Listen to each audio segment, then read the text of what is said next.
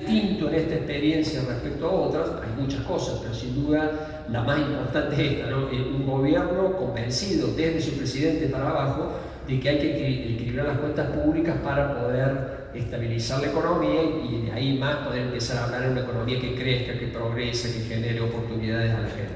Por eso me parece muy relevante evaluarlo lo que hizo el gobierno en materia de cuentas públicas, sobre todo mirando el gobierno nacional.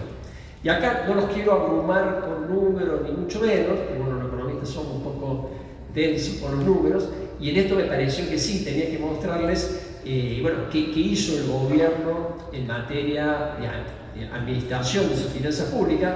Está el primer panel, los gastos, los ingresos, y por diferencia los resultados, y cada columna refleja los últimos años, hasta agosto de cada año, el 2023, 2024 y el 2025. Si miran los gastos, que es lo más importante, porque otra particularidad de este gobierno es que dijo, voy a equilibrar las cuentas públicas y lo voy a hacer en base a baja de gasto. En alguna experiencia del pasado también se intentaron corregir los déficits, pero en general se hacían con aumentos de impuestos, con aumentos de ingresos. En este caso estuvo concentrado en la baja de gasto y efectivamente hubo una baja de gasto en el año pasado tremendamente fuerte. El gasto público bajó más de un cuarto, o sea, se redujo un cuarto el gasto público y esa baja, si bien bajaron también los ingresos, fue lo que permitió revertir, ven en el último panel, de tener un enorme déficit fiscal en el año 2023 a tener un pequeño superávit en el 2024. ¿Y qué se ve este año? Y bueno, este año se ve que el otro hecho novedoso, porque me acuerdo, si ustedes se recuerdan, en el 2024 era bueno, sí, el gasto fue impresionante, impredecible, muchos decíamos que no se podía hacer, no se va a poder sostener. Bueno, lo que se está viendo este año es que lo está sosteniendo, con muchas dificultades, mucha polémica, de todo tipo, pero lo que muestra, por lo menos, y nosotros lo venimos analizando mes a mes, ¿no? y lo que muestra relativamente los números es que el gobierno está logrando esa fenomenal baja de gasto inicial, la está logrando mantener. Hay una pequeña baja de ingresos también, recuerden que desapareció el impuesto país, una baja de retenciones, por eso afectó también los ingresos, pero bueno, con esta pequeña baja del gasto lo que han logrado es mantener el superávit, y bueno, todos los meses el gobierno anuncia de que el superávit se mantiene, con dificultades, insisto, con instrumentos bastante rudimentarios en algunos aspectos. Seguro que nos vamos a poner de acuerdo en que algunos de estos instrumentos son insostenibles, como por ejemplo la baja en la inversión pública, las rutas que cada vez están más rotas, bueno, todo lo que vamos a decir, pero lo cierto desde el punto de vista del objetivo buscado, que es el Estado que no emita para cubrir el déficit, eso lo cumplió desde el inicio del primer mes y lo está sosteniendo hasta. Ese como primer parámetro, como digo, me detengo bastante minutos porque es la parte más distinta de esta historia, de esta experiencia de estabilización, de las muchas experiencias que hubo en la Argentina en materia de estabilización.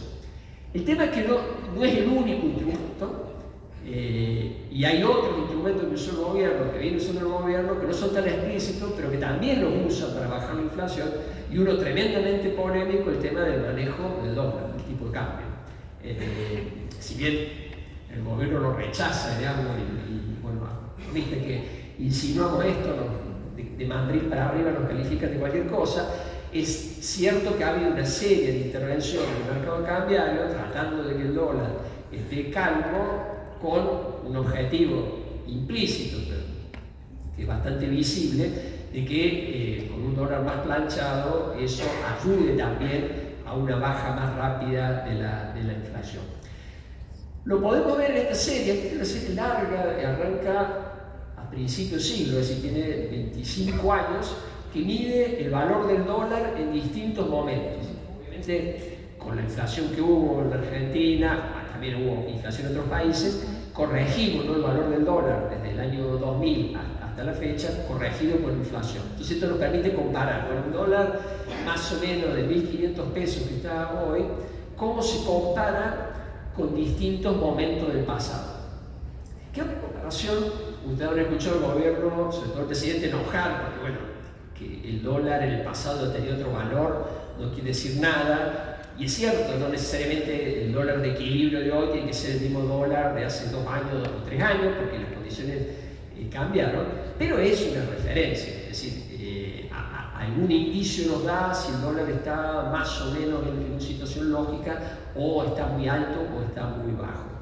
Y la comparación, lo que se ve, además de este dato, ustedes ven, ¿no? El último pico fue diciembre cuando arrancó el gobierno usó el dólar para planchar y por eso el dólar va cayendo, cayó hasta 1.200 a precios de hoy, y últimamente el dólar se empezó a recuperar llegando a los casi 1.500 que está en la actualidad. Ahora, ese 1.500 alto, bajo, nos da alguna pista respecto si está muy desfasado. Y bueno, lo que vemos en nuestra historia son un montón de serruchos, ¿no? Y hemos tenido situaciones muy disímiles, dólares de casi arriba de 2.000 pesos, hemos tenido varias situaciones, pero también hemos tenido niveles más bajos o parecidos al actual. Por ejemplo, una comparación interesante es el gobierno de Macri, que hubo una liberalización del dólar y una economía bastante liberada, y bueno, era un dólar parecido al actual, o también la referencia que más relevante fue toda la experiencia de la convertibilidad, y ahí ven que el dólar de la convertibilidad estaba a 1.000 pesos equivalente ahora, es un dólar mucho más barato que el actual. Podemos, como les digo, sacar 1000 conclusiones de esto. Yo creo que la conclusión es que el dólar no está tan desfasado de lo que puede ser el dólar. No sabemos, digamos, cuál es el dólar de equilibrio, sabemos que hay un montón de intervenciones y demás, pero no hay un gran desfasaje, lo cual no quiere decir, ¿no?, que si las elecciones son muy raras el domingo y hay una crisis, el dólar se puede ir a 2.000, como de hecho ha pasado en algunas circunstancias en nuestra historia, o varias veces, ¿no?, en nuestra historia, pero también es cierto que no está tan desfasado si uno considera que la economía está con equilibrio fiscal, es decir, hay una situación de cierta normalidad, por lo tanto uno no debería esperar que el dólar esté también en una situación de crisis. Bueno, lo corto ahí, podemos hablar mucho de introducción, de lo que hizo o no hizo el gobierno y cómo lo hizo, pero me gustaría repasar con ustedes, bueno, cuáles son los resultados de la política que instrumentó el gobierno, esta política por primera vez la Argentina toma con mucho énfasis el equilibrio fiscal, con estos matices, ¿no?, de cómo lo hizo y con esta cuestión de cómo manejó la política cambiaria y todo este debate si el dólar está atrasado o no, que claramente en el inicio sí lo estuvo, en los últimos meses con esa recuperación entra la duda. Pasamos al primer indicador, el indicador obviamente que el gobierno más usa, que es la inflación. Y ahí la conclusión, acá tenemos los datos de inflación desde noviembre del 2023, es decir, diciembre con el pico asume el gobierno, inflación por arriba del 20%, y a partir de ahí lo que se ve es que se cumplió la meta, ¿no?, del gobierno, es decir, el gobierno en términos de bajar la inflación, tanto la inflación general, el INDEC, como lo que técnicamente se llama la inflación núcleo, que es la que mide con más precisión, saca, digamos, del índice algunos precios que por ahí son estacionales, que meten algún ruido en el índice. Cualquiera de los dos indicadores muestran de que la meta se cumplió bastante rápido. Está, bueno, un poco con dificultad para seguir bajando, pero vamos, digamos, en el sentido correcto y el sentido que buscaba el gobierno. Acá, digamos, la elección fue aprobada, digamos, acá se cumplió lo buscado. Segundo punto, que obviamente una vez que salió el miedo de la inflación, de la hiperinflación y demás, bueno, pero ¿y cómo nos va en materia de actividad económica? Es decir, cómo se mueve la economía. Este es el indicador que usa el INDEC, que mide la actividad económica en todos los sectores, como promedio de todos los sectores, mes a mes, también el mismo gráfico, arrancando en noviembre, y terminando, el último dato que tenemos es agosto de este año. Lo que se percibe un poco lo que graficamos en la raya amarilla, ¿no? Hubo una caída inicial, bueno, luego de la devaluación, bueno, los primeros meses del 2024 que fueron bastante traumáticos en la economía adaptándose, ¿no?, a la nueva situación. Pero lo que se ve, digamos, a partir de abril-mayo del año pasado es que la recuperación fue rápida. Yo diría que ahí también, para sorpresa de muchos de los que seguimos estos temas, fue mucho más rápido de lo que pensamos. Y todos pensábamos, bueno, que una vez que la economía se normalice iba a recuperarse, pero no pensábamos que iba a ser tan rápido. En eso también, digamos, le juega a favor el planteo que había hecho el gobierno, pero la historia se empieza a complicar este año. Si ustedes ven, a partir ya de enero, febrero, es como que se estabilizó. Es decir, ahí sube y baja, un mes sube, otro mes baja, bueno, ahí empieza un poco la estadística a hacer pequeños movimientos, pero está claro que estamos en un contexto, diría, ya casi de técnicamente recesión, es decir, que ya no hay más crecimiento. Y este como un techo que llegó la economía se da a un nivel que acá estamos comparando respecto a fines del 2023, cuando ya la economía había caído mucho. Es decir, ¿por qué nos sentimos tan mal? Y bueno, porque la economía se recuperó rápido, rebotó, pero a un nivel que es el mismo de hace 7 u 8 años. Es decir, tenemos una recesión muy larga, donde hubo una caída, un rebote, y seguimos estando tan mal como estábamos hace 7 o 8 años. Y eso creo que uno de los aspectos, ¿no?, genera este clima de insatisfacción en muchos lugares. Otro factor que complica la situación es que el rebote fue muy distinto por sectores, fue muy heterogéneo por sectores. Acá lo que comparamos es noviembre del 2023, el mes anterior a que asume el actual gobierno, y lo llevamos cuánto varió la actividad económica respecto a agosto, que es el último dato que tenemos, y lo desagregamos por sector. Bueno, en promedio estamos más o menos igual, un pequeño crecimiento por el 3% respecto a noviembre, pero ustedes ven la enorme heterogeneidad entre sectores. Algunos que les ha ido muy bien, el sector financiero, porque bueno, empezó a haber algo de crédito y eso significó movimiento. Bueno, la minería por razones obvias, ¿no?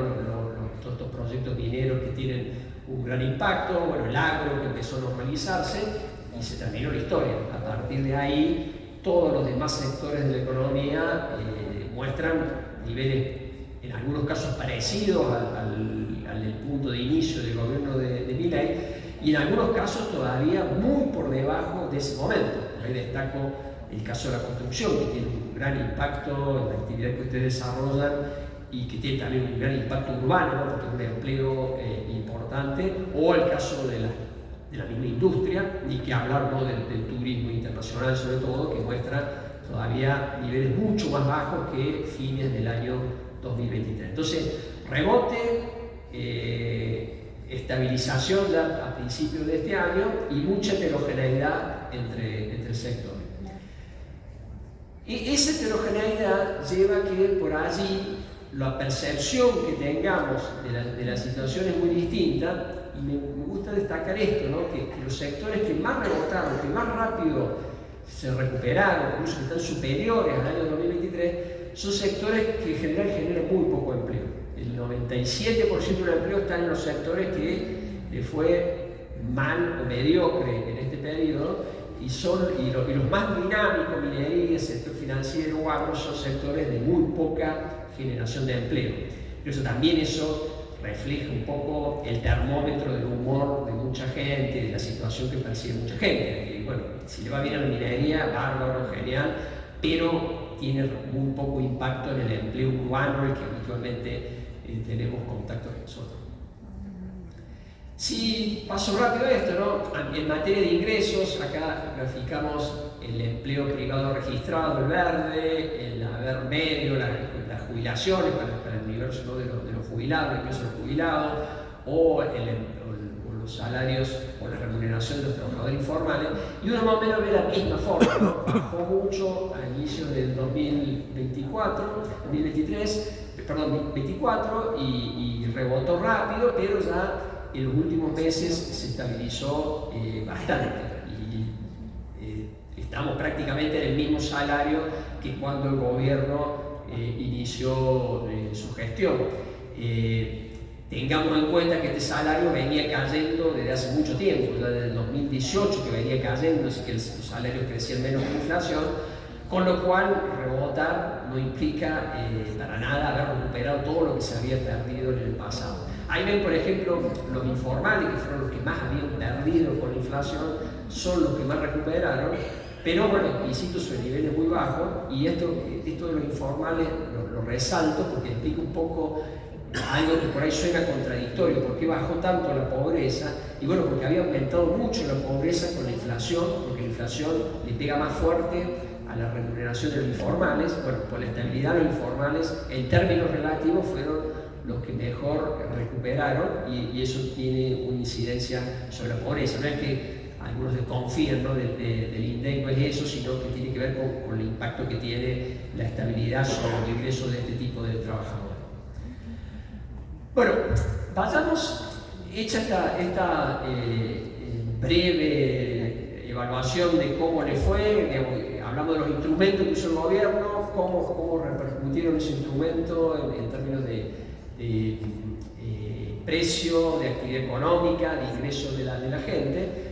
Vayamos, digamos, a los últimos, sobre todo los últimos meses, ¿no?, de cuáles son los problemas. Yo creo que ahí el problema central, decisivo, es que se fue incrementando el nivel de desconfianza en relación a cuán sostenible era el esquema.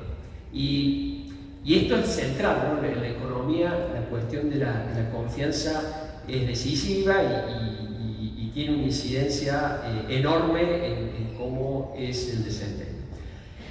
La pregunta es, bueno, ¿por qué tanta... a ver, ¿cómo lo miden los economistas la desconfianza? Y bueno, el índice que habitualmente usamos, que es muy relevante, es el riesgo país, que es cuánto le pide quien decide invertir en un país por encima de la tasa que aceptaría un bono del Tesoro de Estados Unidos, aceptando, bueno, que el bono del Tesoro es lo más seguro, el que menos paga. Bueno, ¿cuántos puntos adicionales le pide a alguien para prestarle? Y en definitiva mide cuánta desconfianza más le tengo a quien le voy a prestar respecto a quien más confío, que es en el Tesoro de Estados Unidos. Y eso, este indicador lo que muestra es que Argentina sigue generando una enorme desconfianza, al punto de que en realidad le resulta imposible al gobierno renovar parte de su deuda. Y eso es un problemón, porque normalmente los estados no pagan toda su deuda. Los estados en general, los vencimientos los van renovando con nueva deuda. Con pagar los intereses es suficiente, el resto se renueva.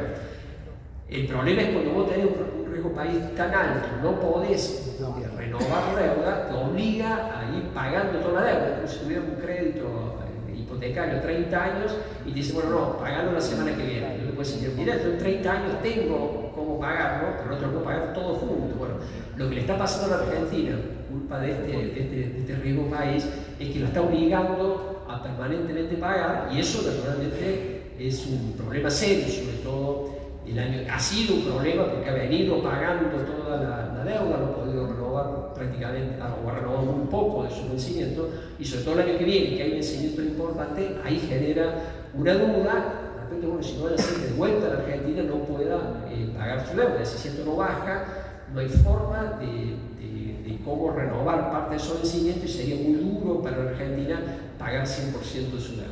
Ese es un primer síntoma de esta incertidumbre. El segundo síntoma es este balance en los dólares. Acá pusimos la cuenta, ¿no?, de ingreso y egreso de dólares, tiene un montón y es bien compleja, pero pusimos solo 4 variables que son las más importantes y las que más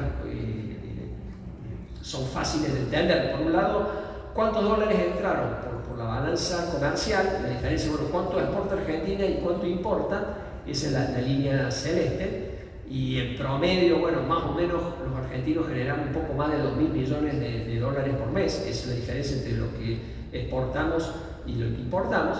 Y lo rojo es cuántos dólares demandamos por turismo y para ahorro, porque tengo unos pesos y como desconfío los convierto a dólares y por lo tanto demando dólares. Y ustedes ven, ¿no?, estos últimos meses la tremenda brecha, es decir, hay una demanda de casi 5.000 millones de dólares por mes, y cuando, digamos, la economía genera solo 2.200. Es decir, acá hay un enorme desbalance y eso es lo que demuestra, ¿no? Fundamentalmente los dólares para ahorro, que son fruto, ¿no? Obviamente, de la desconfianza. Si no tuviera desconfianza, me quedaría en pesos, no habría razón por la cual voy desesperado a comprar dólares. Genera este desequilibrio y esta inestabilidad en el mercado cambiario. Todo esto, digamos, riesgo país, refleja un poco cómo nos ven desde afuera, grandes inversores. Esto es más una decisión, ¿no? Casi de familia, ¿no? De montones de argentinos que dicen voy a usar mis ahorros, los pongo en dólares, o me voy de viaje y me voy al exterior porque me sale más barato que viajar a la Argentina. Eso genera también, refleja, digamos, una inestabilidad y genera naturalmente una presión sobre el mercado cambiario. Ahora, ¿por qué hay tanta desconfianza? ¿Cómo puede ser, digamos, un país que por primera vez tiene equilibrio fiscal, que ese equilibrio fiscal está demostrando que funciona, que baja la inflación? Un presidente que enfáticamente señala que nos va a mantener el equilibrio fiscal, que quiere pagar la deuda. ¿Por qué no le creen? ¿Por qué tanto los acreedores externos como los internos desconfían y van y ahorran en dólares y no le prestan, digamos, no están dispuestos a prestarle al Estado para renovar su deuda? Y ahí hay un montón de factores. Voy a enumerar rápidamente algunos, porque algunos son factores que el gobierno no puede hacer absolutamente nada, son datos de la realidad. Lo lamento, digamos, sería lindo no tenerlo ese factor, pero está. Pero hay otros que sí dependen del gobierno, y yo creo que esa es la clave, ¿no? Si el gobierno es capaz de corregir esos factores que juegan contra la confianza y son los que llevan, ¿no? a que el riesgo país sea alto, a que ahorremos en dólares, a que tengamos ese tremendo desbalance en el mercado cambiario. Vamos rápido porque son varios. El primero es un tema de, llamémosle, de prontuario. Es decir, Argentina es un país récord en default, tiene 9 default en su historia. No hay país que te haya incumplido tantas veces. Y bueno, como ustedes imaginarán, un deudor que tiene esos antecedentes le cuesta más generar confianza. Es decir, de partida, bueno, yo dudo de que me vayas a pagar esta vez. Entonces, primer dato de la realidad, Argentina tiene que hacer un montón de cosas que tal vez otros no tengan porque tiene un pasado muy malo. Y esto va a cambiar, en el mejor de los casos, con el tiempo, no que no volvamos a reiterar y se olviden de lo que hicimos, pero mientras tanto esto juega en contra. Después está la herencia, es decir, el gobierno partió de una situación, como les dije, de hiperinflación al borde, pero que no se produjo. No hubo tampones, entonces que quedaron todo un montón de deudas dando vueltas, se le debían a los importadores, el Banco Central con reservas negativas. Era bastante caótico, digamos, sobre todo lo que se ve en el Banco Central, ¿no? Emisión hecha encubierta en un montón de lugares. Bueno, ir corrigiendo todo eso es costoso, difícil. Y naturalmente sigue teniendo incidencia, si bien se han ido corrigiendo cosas, se han pagado cosas, de todas maneras eso sigue alterando. El tercero es lo que irónicamente el gobierno señala, el riesgo Cuca, es decir, el riesgo de que si hay una oposición más refractaria a la reforma, muy pro volver a la inestabilidad, y esa oposición demuestra cierto poderío, como lo demostró en las elecciones de Buenos Aires, y bueno, es natural que haya desconfianza. Es, bueno, estos van a volver a declarar un default, o mejor me protejo mis ahorros en dólares porque va a volver a la inflación y me van a volver a confiscar mis ahorros. Por lo tanto, también este factor juega y conspira contra la confianza. Después está el tema de los errores propios, ¿no? Por ejemplo, esto que señalé antes, ¿no? Haber usado tanto el tipo de cambio para bajar la inflación, bueno, llevó a que atrasara el tipo de cambio, a que no acumulara reservas, a que no cumplieras con el Fondo Monetario. Es decir, hubo todo un montón de decisiones que por priorizar la baja de la inflación, sobre todo el tipo de cambio, te fue generando otro problema. Es decir, no es trivial y no es menor el haber usado el el atraso del dólar para lograr la meta de bajar la inflación. Claro, te ayudó a ir más rápido con la inflación, pero te fue generando otros problemas que ahora los pagás. Por ejemplo, no tener reserva, por ejemplo, bueno, el atraso cambiario generó más turismo al exterior, bueno, todos unos factores que fueron, sí, la decisión del gobierno la tomada, y bueno, y tiene los costos, tuvo su beneficio en términos de baja inflación, pero tuvo sus costos en que potenciaste otros problemas. Después están los problemas de gestión en la administración pública, en un gobierno que enfatiza el equilibrio fiscal, pero también en cierta manera desprecia la gestión pública, es como que no le lleva la atención, como lo he escuchado muchas veces a funcionarios del gobierno, decir, bueno, nosotros hemos venido a eliminar el Estado, no a arreglarlo, y la realidad es que el Estado sigue existiendo y sigue generando problemas. Probablemente lo de la discapacidad sea lo más ilustrativo, no solo por la denuncia de corrupción, sino por los errores, por ejemplo, de una auditoría muy mal hecha que terminó en escándalo, digamos, de gente discapacitada que le cortaron las prestaciones, es decir, todo un conjunto de errores propios, ¿no? A mi juicio, haber subestimado que la gestión pública es importante, que la gestión pública es compleja, sobre todo en un Estado con tanto deterioro. Tal vez en países desarrollados, en Estados Unidos, el Estado medio funciona solo, más allá de quién sea el presidente y quién lo maneje, quién es el ministro o el secretario de Estado, las cosas funcionan por su propia lógica. En la Argentina, con el nivel de deterioro que tiene el Estado, este descuido genera esto, ¿no? Riesgos de denuncia, de estar la corrupción por todos lados, o genera, ¿no?, situaciones muy traumáticas como esta de los discapacitados. Cito solo este ejemplo extremo, pero hay muchos ejemplos, ¿no?, de este desprecio, ¿no?, a la gestión. Y por último, y ese voy a poner más énfasis, es el tema de la falta de percepción de que se necesita una capacidad de gestión política. Un gobierno que por las particularidades que tuvo, asumió con muy pocos diputados, una minoría de diputados, aún una minoría peor en senadores, ningún gobernador aliado. Era un gobierno que necesitaba tratar de buscar, bueno, que parte de la oposición apoye el programa económico, apoye el programa de gobierno. Y esto al principio se logró, ustedes recuerdan, tuvo algunos tropiezos, pero al final sacó la ley base, se hicieron algunas cosas, llegaron a ciertos acuerdos, pero últimamente lo que se percibió era que el gobierno cada vez se encerró más y fue perdiendo aliados, incluso hasta aliados de su propio bloque, y lo que se vio hasta ahora es que este proceso se fue intensificando al punto de que perdía todas las votaciones en el Congreso. Entonces, ¿cómo no va a generar desconfianza un gobierno donde cada vez está más aislado, más solo, digamos, en un proceso tan complejo como este, y que por lo tanto hace poco creíble que sea sostenible su programa económico? Está bien, el presidente dice, quiero el equilibrio fiscal, es muy importante el equilibrio fiscal, lo viene defendiendo, pero cuando uno ve el Congreso, ve que cada vez avanzan más proyectos de ley que ponen en juego el equilibrio fiscal.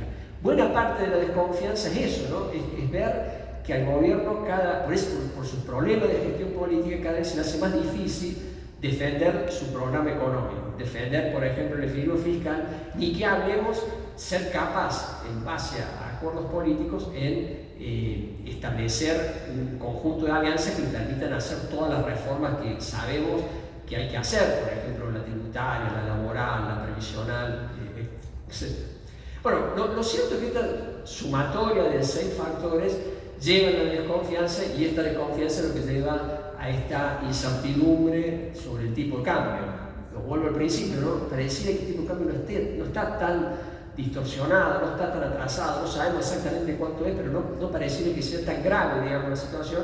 Sí es grave esto, porque esto alimenta desconfianza, y cuando hay desconfianza no hay ningún tipo de cambio que te cubra. Es decir, puede ser 2.000 y tal vez sea poco, y la gente siga comprando dólares a 2.500. ¿Por qué? Porque no cree que el gobierno va a poder sostener el equilibrio fiscal, porque vamos a volver a caer en la inflación, vamos a volver a caer en los default, vamos a caer en desórdenes como tantas veces caímos en el pasado. En ese marco llega como novedad, y es un poco lo que planteamos en la revista, este acuerdo con Estados Unidos, algo inédito, pocos antecedentes, ¿no? No solo en la historia argentina, en el mundo en general, un compromiso tan fuerte de un gobierno de Estados Unidos con un país. ¿Y qué aporta eso a la Argentina? Y bueno, aporta, y lo hemos visto esta semana, ¿no? Tranquilidad en el mercado de cambiar, en el sentido de que, bueno, sabemos que hay alguien que está apoyando la defensa de la banda, y eso cambia. No es lo mismo el Banco Central tratando de defender la banda que eso de los Estados Unidos defender la banda. Eso le da una credibilidad distinta, y lo demostró, ¿no? Con certeza, con mucha contundencia, de que, bueno, cuando entra Estados Unidos, ahí hay posibilidades, digamos, de la defensa. Hay también otro proceso muy importante, que, bueno, toda esta duda que yo le decía, bueno, ¿y qué pasa si empiezan a vencer la deuda el año que viene? El riesgo país sigue alto, la Argentina no puede conseguir fondos para renovar deuda, ¿cómo hacemos? Y bueno, dijo Estados Unidos, pongo yo la plata, yo les presto, despeja ese riesgo de que no podamos pagar la deuda el año que viene. También algo muy importante, porque con este riesgo país, como les decía, íbamos al precipicio, si no hay forma de enfrentarlo. Bueno, Estados Unidos despeja eso. Pero además hay otras cosas que tal vez no se ven en lo inmediato, no influyen en el dólar inmediato, pero que también son muy importantes, como proyectos de inversión en el RIGI, que son proyectos, como les digo, no generan dólar ya, pero sí en el proceso de inversión, y cuando esto funcione, despeja también una cuestión de una nueva oferta de dólares, por ejemplo, proyectos de hidrocarburos, energía en minerales. Y también algo que puede ser muy relevante para Argentina, no se sabe cómo se va a perfilar y demás, pero bueno, un acuerdo comercial con una potencia de la envergadura de Estados Unidos no es una cuestión menor, puede tener un efecto enorme. Insisto, depende de cómo se dé, se conoce poco todavía, pero no es algo menor, que uno puede pasarlo como una noticia más, es algo muy relevante. Entonces, desde este punto de vista, son todos factores que ayudan a resolver los problemas de la Argentina, los de corto plazo, porque bueno, el Tesoro ayuda a mantener estable el dólar, porque nos despeja los problemas del vencimiento de la deuda, y porque además genera un horizonte por inversiones, por acuerdo comercial, de resolución de otros problemas más estructurales de la Argentina. ¿Qué le pide a cambio? Y eso se mencionó incluso ya en el primer tuit del secretario del Tesoro, el mismo Trump lo dijo, habla de este tema de la gobernabilidad. ¿Y qué quiere decir la gobernabilidad? Y bueno, un poco como que el Estado Unidos está diciendo, mire, lo que yo no puedo hacer, yo puedo hacer todas estas otras cosas, puedo poner plata, puedo resolver, inducir y lograr nuevos proyectos de inversión, pues, con los acuerdos comerciales puedo promover el desarrollo. Lo que no puedo resolver son los problemas internos de ustedes en los aspectos institucionales. No puedo resolver los problemas que generan los malos impuestos que tienen, no puedo resolver los problemas que genera la mala legislación laboral, no puedo resolver los problemas que le genera un sistema previsional que está totalmente quebrado, la coparticipación, bueno, todo lo que conocemos, ¿no? Que son factores que los economistas venimos diciendo, la necesidad de reformas estructurales. Lo que el gobierno dice, che, busquen la manera de que oficialismo y parte de la oposición resuelva esto, sea capaz de defender el equilibrio fiscal y sea capaz de avanzar en la reforma.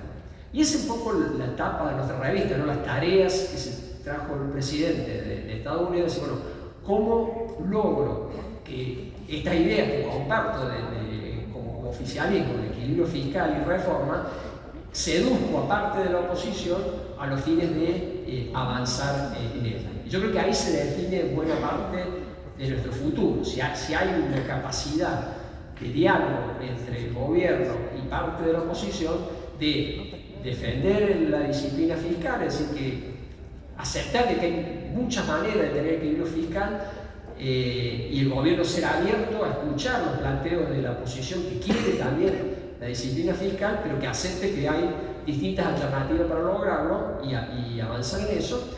Y además que sea capaz de sentarse y decir, bueno, de una vez por todas resolvamos este problema de los impuestos, resolvamos este tema de la legislación laboral, resolvamos de una vez por todas una coparticipación que hace 30 años que deberíamos haber cambiado y no cambiamos.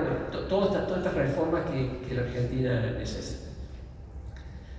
Bueno, Me preguntarán si esto va a pasar o no, y todo el mundo está mirando, bueno, qué harán los argentinos el domingo, como que esta elección define si en definitiva vamos por el camino de la gobernabilidad y corregimos los defectos que ha tenido hasta ahora el programa, sobre todo en estas cuestiones que señalé, ¿no?, de gestión del Estado y sobre todo de la gestión política, y si genera gobernabilidad o no, o vamos de vuelta a los tubos, ¿no?, al desorden macroeconómico, la inflación y demás.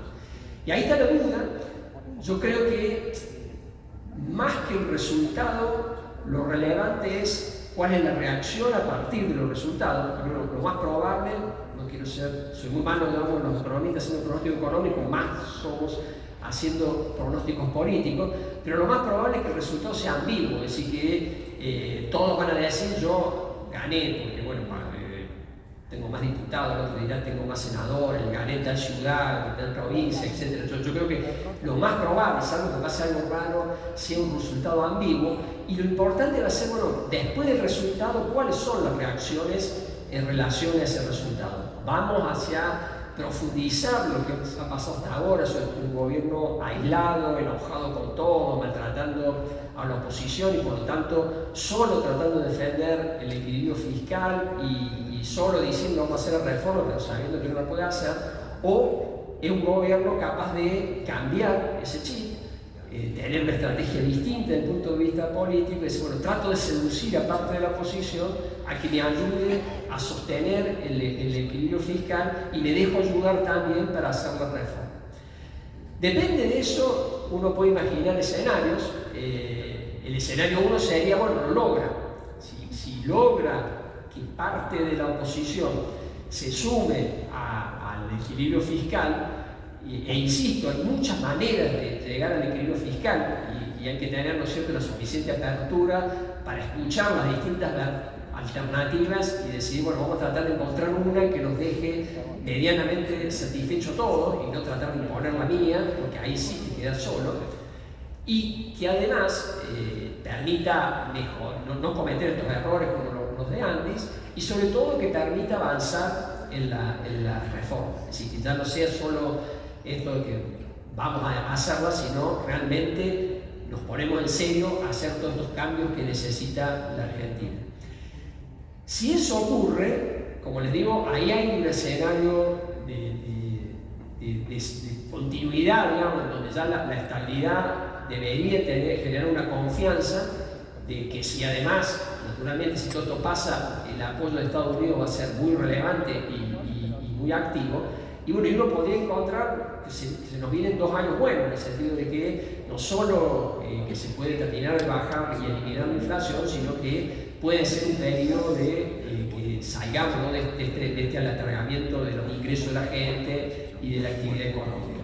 En ese marco, la cuestión del dólar, de qué va a pasar con el tipo de cambio, diría que no vamos a olvidar de eso, no debería haber, como les digo, no hay un desfasaje grande, deberíamos ir hacia un régimen más flexible, con mayor libertad, terminar de sacar el cepo, olvidarnos de las bandas, que el dólar sea un precio más, un dólar libre, en la medida que haya confianza, haya orden, no haya déficit fiscal, por lo tanto no haya emisión, podríamos pasar a un esquema como tiene Perú, como tiene Uruguay, como algo parecido también a lo que tiene Chile, sin ningún tipo de trampa, es decir, casi que sería una cuestión más, no sería un gran anuncio, sino algo que muchos ni siquiera nos enteraríamos de qué pasó. Este sería, digamos, probablemente de cara, digamos, a quienes quieren que nos vaya bien a la Argentina el mejor escenario. Obviamente que esto depende no solo que el gobierno cambie de estrategia, sino que logre que parte de la oposición se sume a esa estrategia. Y eso parece difícil, tanto por cómo vino actuando el gobierno y los daños que generó, ¿no?, esa actuación, todo ese maltrato, toda esa desconfianza que hay hoy en lo político. Bueno, reconstruir eso no es imposible, pero va a costar y habrá que ver si se puede llevar a la práctica que parte del PRO, parte del peronismo apoye alguna de estas cuestiones que en lo público se dice, mucha gente dice hay que defender el equilibrio fiscal, mucha gente dice hay que hacer la reforma. Bueno, después en la práctica hay que ver si lo podemos concretar y eso requiere mucha gestión política, que es lo que no tuvo el gobierno y debería desarrollar. Hay un escenario intermedio, que es que el gobierno logre con su resultado eleccionario tener este tercio en la Cámara de Diputados, con eso logra con los vetos parar, ¿no?, los proyectos que desestabilizan, pero no logra avanzar en reformas. Yo creo que sería un escenario, diría, de mediocridad. Si no estalla la economía, la mantendrá, pero bueno, vamos a ir en un clima de recesión, de malos ingresos, bueno, de falta de satisfacción de la gente. Decir, bueno, todo este esfuerzo, ¿para qué? Está bien, bajamos la inflación, es un gran logro, pero también la gente espera que mejoren sus ingresos, que mejoren las oportunidades. Si pasa algo así, es decir, que el gobierno se repliegue y lo único que dice, bueno, yo paro los proyectos que me alteran el equilibrio fiscal, pero no avanzo en reformas, es probable que tengamos un escenario bastante mediocre desde el punto de vista, ¿no?, de lo que aspiramos todos, ¿no?, de que haya progreso para la ciudad. Y por último, está el peor de los escenarios, ¿no?, que el gobierno se aísle más, que ya le cueste hasta defender el equilibrio fiscal. Si volvemos al desequilibrio fiscal, bueno, volvemos a la Argentina del 2023 para atrás, es decir, volvemos a tener un problema de inflación, bueno, la crisis cambiaria, todo lo que ya conocemos, y mejor ni siquiera repetirlo porque es muy doloroso. Acá termino lo que sería la economía, y como les dije, como un tipo bonus track, si quieren meterme en algo que reconozco, ustedes conocen mucho mejor que yo, algunas reflexiones sobre la cuestión del mercado inmobiliario, sobre todo la que vemos en el instituto como las oportunidades, ¿no?, de lo que podría ser y no somos, y que si nos va bien en términos de estabilidad económica y de reforma, sería una realidad no tan lejana, que la podríamos llevar en la práctica. El tema de que, bueno, la Argentina tiene un enorme déficit habitacional, casi 3 millones de personas viven en condiciones precarias, en el sentido de tener personas que viven hacinadas o en viviendas de muy malas condiciones. Es decir, hay un potencial de desarrollo enorme, o sea, casi el 20% de las familias tienen un problema de vivienda objetivo, con relevamiento respecto a la calidad, ¿no?, de la vivienda. Es decir, desde el punto de vista de las posibilidades de expansión, diría casi infinito, ¿no?, en relación a lo que es hoy el mercado. Y por otro lado, hay una herramienta que es la herramienta que se usa en el mundo, y por ahí nosotros, de tanta inestabilidad y de tanta anomalía en la economía, no hemos olvidado, que es que la mayoría de las familias del mundo llegan a la vivienda en base al crédito hipotecario. Es decir, es totalmente anómalo que una familia tenga que juntar toda la plata para comprarse la vivienda. Lo natural es que haya, por el sistema financiero, disponibilidad y posibilidad de poder comprar su vivienda con cuotas a 30, 40 años, a una tasa razonable, y cuando le hace el número, te dice, bueno, la cuota es menos que el alquiler, por lo tanto, hasta puedo tener más ingresos disponibles y a su vez ser propietario. Miren, estos datos son impresionantes. La Argentina, el crédito hipotecario es menos del 1% del PBI, y vemos todos los países, no estamos hablando de países desarrollados, maduros y demás, estamos hablando de países de la región, todos duplican, triplican, multiplican por 30, como el caso de Chile, la cantidad de crédito hipotecario disponible. Por el caso de Brasil, por ejemplo, también un país más parecido a Argentina en términos de envergadura, bueno, tiene 10 veces más crédito hipotecario que nosotros. Entonces, hay una necesidad y hay potencialmente una herramienta, porque sería encontrarle la vuelta. No hay ninguna razón por la cual en la Argentina haya menos crédito que en los otros países, simplemente que hay una falla, fruto, ¿no?, de este desorden macroeconómico, que hace que nuestros ahorros, en lugar de ir al sistema financiero para financiar, entre otras cosas, vivienda, además, ¿no?, obviamente de otras cosas, nuestros ahorros terminan en el colchón o se van al exterior, etc. Y ahí perdemos una enorme oportunidad de movilizar la economía por la vivienda, y sobre todo resolver un problema a un montón de gente con déficit habitacional. Si el crédito de Argentina, por ejemplo, fuera el de Brasil, si pusiéramos como meta eso, llegar al 10% del PBI, serían casi 650.000 viviendas, suponiendo hay un cálculo unos $90.000 por crédito, se podían dar 650.000 créditos, es mucho más que el déficit que tenemos, o una parte importante del déficit de vivienda se podía dar en base al crédito. Tomé un caso, bueno, muy poca gente tiene acceso al crédito en la Argentina, mientras que en los países, llamémosle normales, eso es lo habitual. Entre un 3 y un 20%, depende del país, la gente tiene crédito, está pagando un crédito porque está accediendo a una vivienda. Eso me permite cerrar, digamos, con un punto de esperanza, en el sentido de que hay un montón de oportunidades en la Argentina. Me gustó esta primero porque creo que es un tema social muy relevante. Recuerdo en un viaje que hicimos a España, con los que estábamos viendo este tema del registro de la propiedad y la cuestión del crédito, me decía una persona de España que para ellos el haberse integrado a la Comunidad Europea les permitió acceder al crédito, y consideraban que el crédito hipotecario había sido el factor más revolucionario desde el punto de vista social. Fue lo que más cambió la estructura social de España, fue esta posibilidad de que la gente sea propietaria de su casa. Y hoy, bueno, es habitual, digamos, que la tengan disponible. Por eso es algo que ahí tenemos cerca y que, como les digo, están todas las condiciones dadas, simplemente, o no tan simple, ¿no? Lograr el orden económico lograría eso, y quedaría obviamente la posibilidad de oportunidades de trabajo enormes. Así que bueno, termino con eso, les agradezco muchísimo la atención y no se olviden preguntar al hermano Willy cuánto va a tener el dólar la semana que viene.